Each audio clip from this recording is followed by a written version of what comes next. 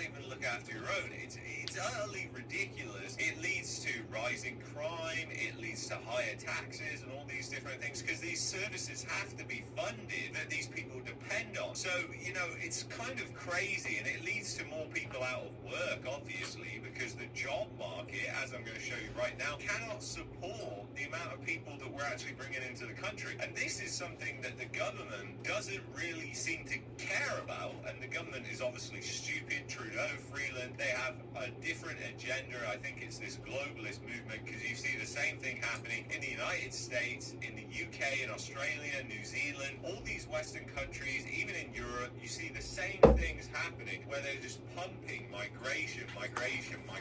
So anyway, Canada job vacancies, they're coming down right now, but that doesn't draw the whole picture for you. When you look at unemployed people, that has actually started rising pretty dramatically in 2023. If you take this out, this is actually a pretty dramatic rise, and it's because you've got all these people that are coming into the country and they can't find jobs. And even if they can find jobs, because there's not enough jobs to go round for everybody, they're taking it off Canadians. So it makes absolutely zero sense. This is like a broken economy just being made worse by the government. I mean, it is just absolutely crazy to see a country do this. It is unbelievable. And to see how much Canada has gone downhill over the past decade is just kind of crazy to me, looking back now and reflecting on that. So anyway, that's what's happening with unemployed people. And then if you go over to here and look at the employment rate, you can see that that is going down as well. So less and less employed people in the economy, and we're actually heading lower than 2020, if not already lower than 2020 right now. So it shows you the type of economy that we're in. A lot of people are actually being lied to right now, and they think everything is rosy, everything is fine. And then this kind of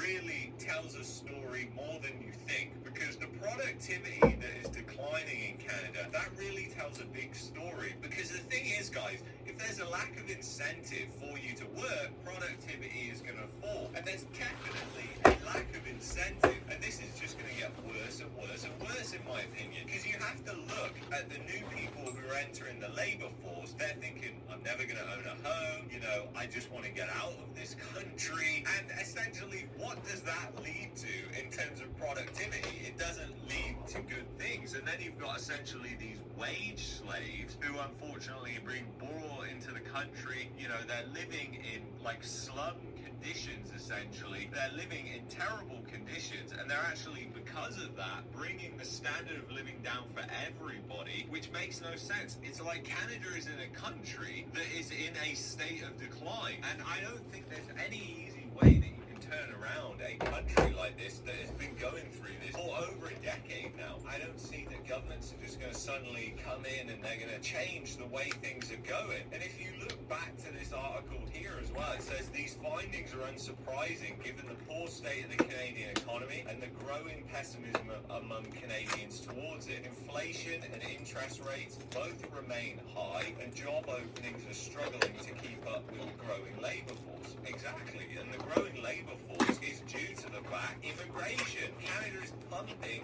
this immigration plan that it has. It makes zero sense. It doesn't have the economic growth to support it. It doesn't have the jobs to support it. And mostly people have been misled. This immigration is designed to keep wages low. The oligarchs love the immigration being high because companies like Bell, these large corporations, Loblaws, all these big monopolies, they can just pay people more. And they like that. They enjoy that. You even saw with Lululemon how they were publicly saying, hey, if you don't give us those foreign workers, we're just going to leave Canada.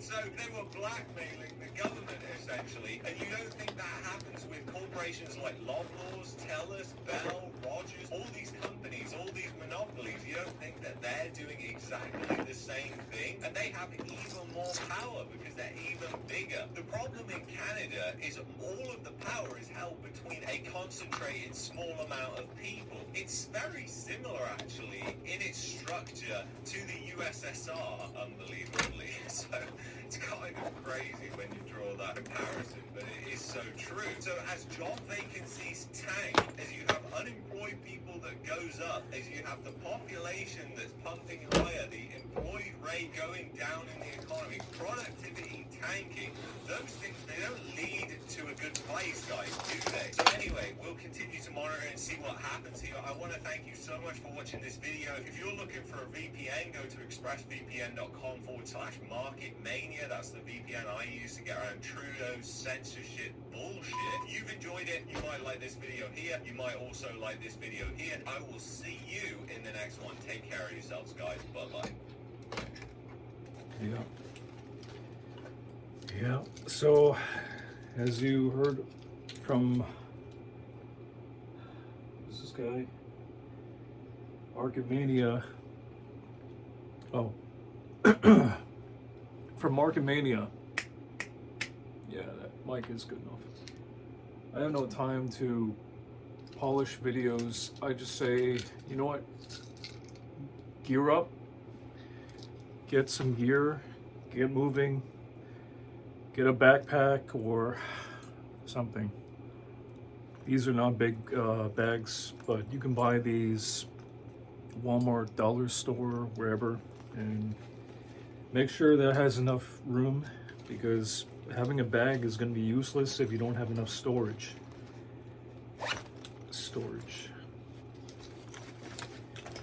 You're going to be walking around in your day-to-day life. You gotta have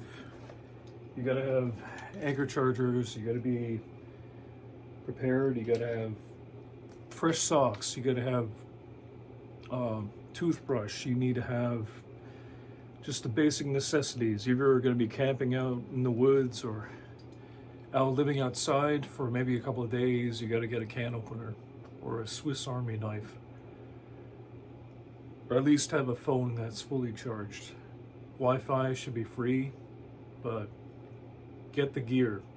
If the cost of living continues to rise, it's going to be your responsibility to get these things. I said it before, I'll say it again.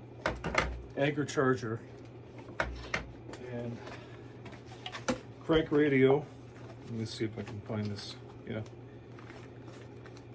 You know, just use your best judgment.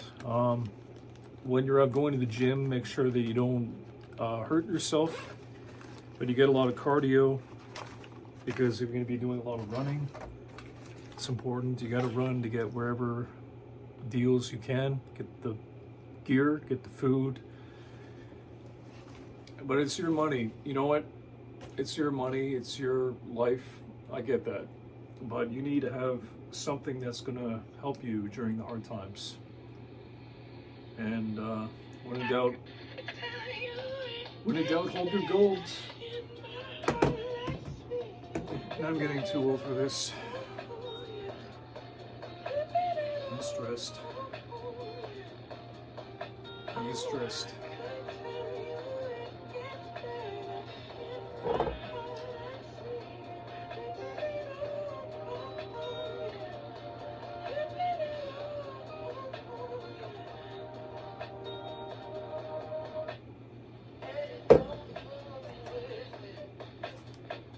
Really shouldn't have bought this microphone.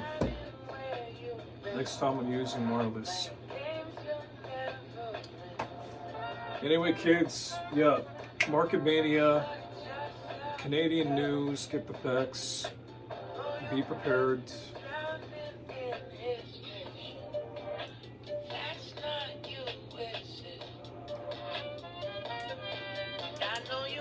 Frank Radio. Tried. Now just waiting to see what people want to do. I'm tired.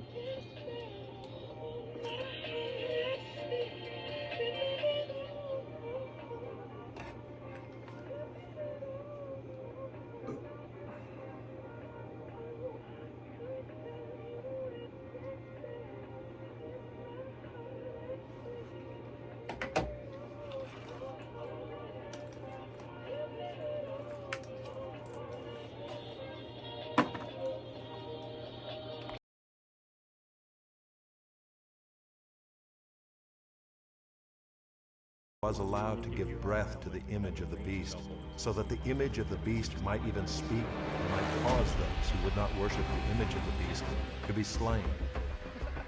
Also it causes all, both small and great, both rich and poor, both free and slave, to be marked on the right hand or the forehead, so that no one can buy or sell unless he has the mark, that is, the name of the beast or the number of its name. This calls for wisdom. Let the one who has understanding calculate the number of the beast, for it is the number of a man, and his number is 666.